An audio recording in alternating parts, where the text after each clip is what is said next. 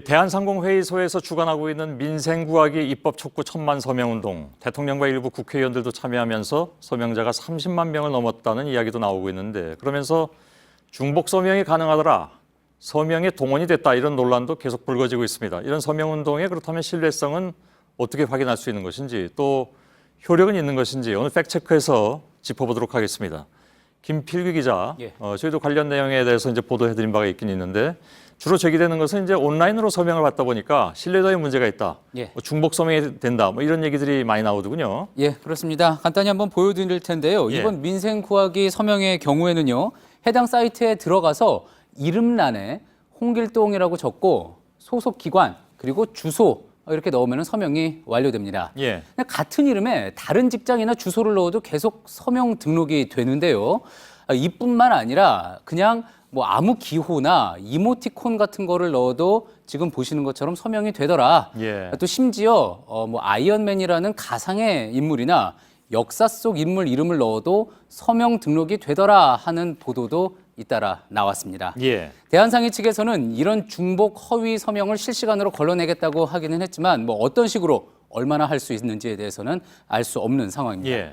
기입하는 내용이 너무 좀 단순하다 보니까 이렇게 해야 되는 거 아니겠습니까? 예, 그렇습니다. 실제 이번 서명운동의 경우에는요, 직장과 주소, 이름 이렇게 세 가지만 넣으면 됩니다. 그러니까 앉은 자리에서 조금만 바꿔서 여러 번 참여할 수도 있는 건데요. 다른 서명운동 보겠습니다. 주민 소환. 그러니까 이제 주민들이 지방자치단체장을 물러나게 하기 위해 투표를 할 때는 주민 10% 이상의 서명을 받아야 합니다. 여기에는요, 지금 보시는 것처럼 이름뿐만이 아니라 주민등록번호, 주소, 그리고 서명 혹은 도장 날인을 해야지 됩니다. 사실 다른 서명운동에서도 이 정도는 뭐 해야지 중복이나 허위 서명을 막을 수 있을 텐데요. 물론 개인정보 유출의 위험이 많고요. 또 실제 그런 사고도 있었기 때문에 그러지는 않고 있습니다. 다음에 보실 거는요. 국회에서 이제 국회 입법 청원을 할 때 쓰는 실제 서명 양식인데 보시는 것처럼 이름과 주소 정도만 쓰고 있고요.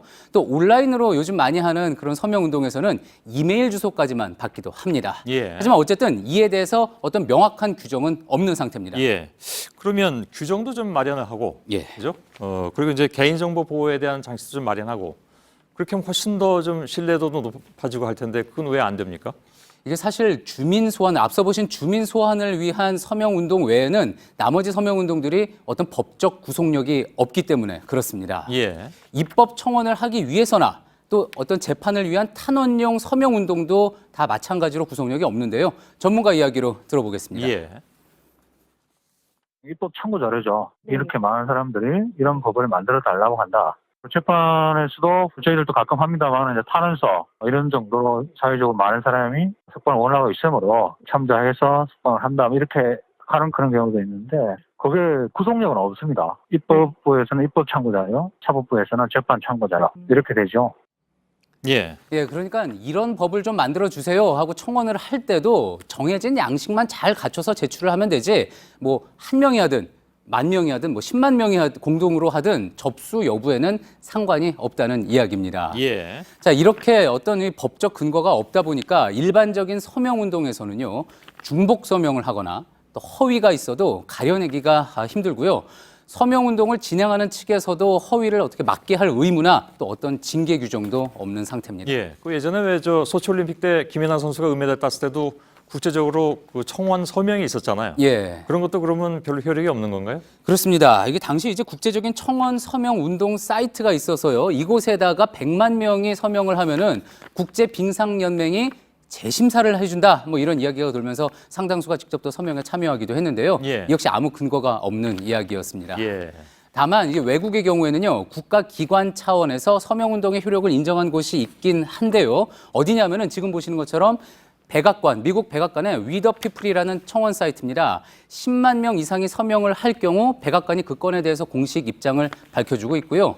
또 영국 의회에서도 서명이 10만 건을 넘게 되면은 의회에서 청원 내용을 토론할 수 있다고 정해놨습니다. 그래서 얼마 전에 인종차별로 유명한 미국 대선 후보 도널드 트럼프죠. 도널드 트럼프의 입국을 막아주세요라는 청원이 올라와가지고 50만 명 이상이 서명에 참여를 했는데 영국에서요? 그렇습니다. 영국 의회에서 실제로 이를 두고 토론이 열리기도 했다고 합니다. 그 결론이 뭡니까? 그때 이제 뭐 조지 오스본 재무장관까지 토론에 참여를 해서 진지하게 진행이 됐는데 위험한 바보이긴 하지만 의회 차원에서 입국까지 금지할 수는 없다라는 예. 쪽으로 결론이 났습니다. 예, 재밌네요. 예, 아무튼 그러면 백악관이나 영국 의회처럼 예. 이게 규정을 만들어 가지고 놓은 것을 제외하면, 예. 그죠? 일반적인 서명은 그럼 구속력이 없다 이렇게 봐야 된다는 얘기인가요? 그렇습니다. 오늘 그렇게 결론 내릴 수 있는데요. 예, 역사적으로 보면은요, 서명운동이 본격적으로 등장한 게 1830년대 영국 노동자들이 선거권을 얻기 위해서 벌인 차티스트 운동이었습니다. 예, 예. 무려 그 당시에 570만 명의 서명을 받아서 제출해서 의회를 압박했던 건데요. 그동안 어찌 보면은 이 서명운동은 약자들이 작은 목소리를 키우기 위해 사용했던 수단이었죠. 예. 시간이 지나면서 한국에서는 대통령이나 국회의원까지 폭넓게 참여하는 좀 다른 의미로 진행되는 모습이기도 합니다. 예, 알겠습니다.